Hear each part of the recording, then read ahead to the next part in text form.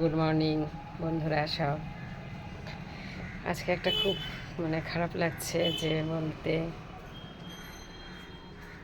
যে আজকে আমরা অন্য বাড়িতে ভাড়া চলে যাচ্ছি।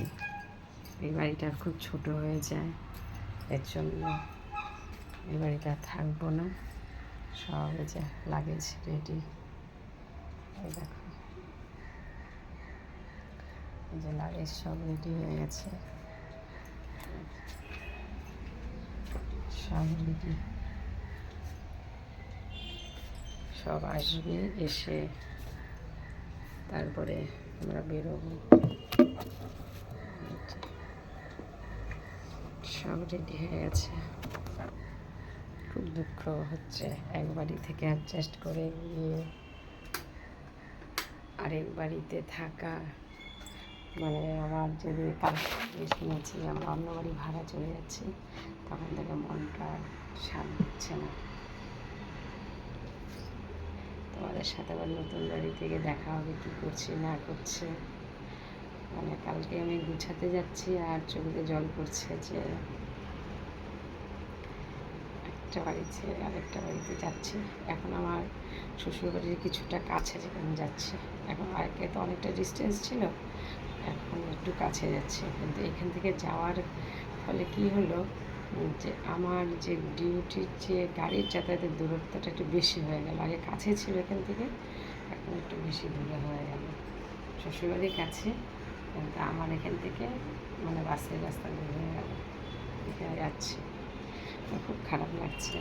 সেই পাশের ঘরে বাচ্চাটার সাথে খুব ছিল, কাল সে বলা ভাবি ভাবি ভাবি, আমি ওর ভাবি হব না, কাকিমা হবো। তবু ওর মা আমাকে ভাবি রাখতে বলে ও আমাকে ভাবি রাখতো। কালকের থেকে ওর খুব মন খারাপ, বাচ্চাটা খুব মন খারাপ।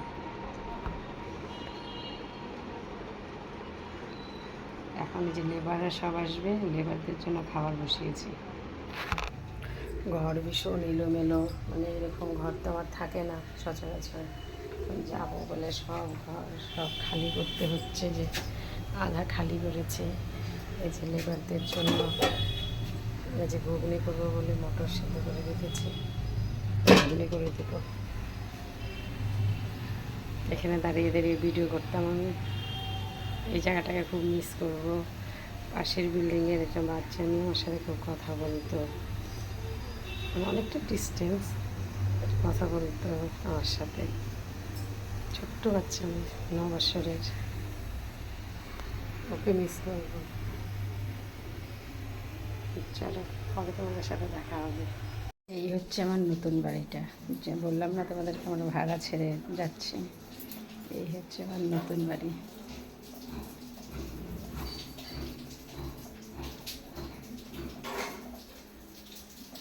এটা হচ্ছে আমার রান্নাঘর। রান্নাঘরটা খুব ছোট, গুছিয়ে উঠতে পারছি না আমি কিছুই। আমার জায়গা এতই কম মনে হচ্ছে। এখন ওইখানে কোনো ঠাকুর নেই, এমনি দেওয়া হয়। ঘরের মধ্যেই তুলসী গাছকে রেখেছি, কোথায় রাখবো বুঝতে পারছি না। শুধু উপরের ঠাকুরটাকে পুজো দেওয়া হয়।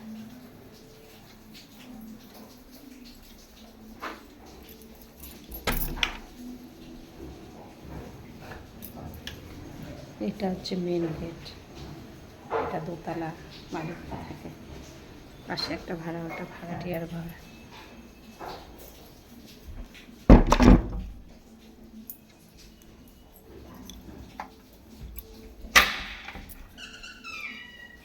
এই একটা ছোট্ট বাথরুম, এত ছোট। আগের বাড়ির বাথরুমগুলো খুব বড় ছিল, এখানে এখনকার বাথরুমটা এত ছোট।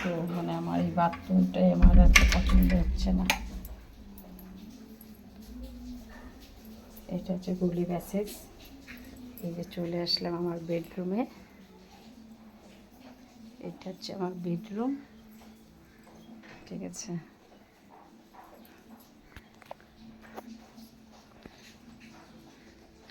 এই যে টিভির সাথে বক্স, সবই কোনো রকম গুছিয়ে উঠতে পারছে, কিন্তু জিনিসই তো খুঁজে পাই না।